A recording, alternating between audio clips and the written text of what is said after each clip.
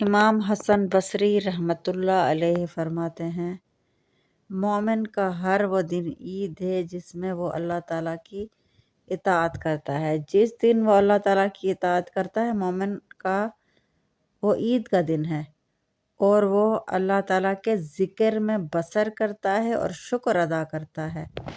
مومن کا ہر دن وہ عید کا دن ہے جس میں وہ اللہ تعالیٰ کی اطاعت کرتا ہے اور شکر کرتا ہے اور اللہ کے ذکر میں بسر کرتا ہے۔ امام حسن بصری رحمۃ اللہ علیہ سے کسی نے پوچھا، تہجد گزاروں کے چہرے روشن کیوں ہوتے ہیں؟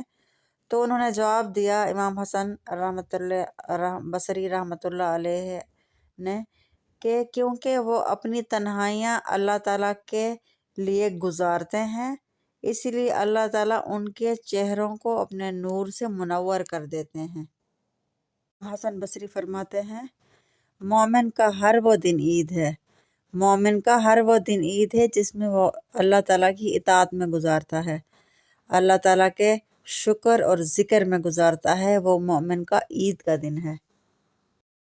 امام حسن بصری رحمۃ اللہ علیہ فرماتے ہیں، مومن کا ہر وہ دن عید ہے جس میں وہ اللہ تعالیٰ کی اطاعت کرتا ہے۔ جس دن وہ اللہ تعالیٰ کی اطاعت کرتا ہے، مومن کا وہ عید کا دن ہے، اور وہ اللہ تعالیٰ کے ذکر میں بسر کرتا ہے اور شکر ادا کرتا ہے۔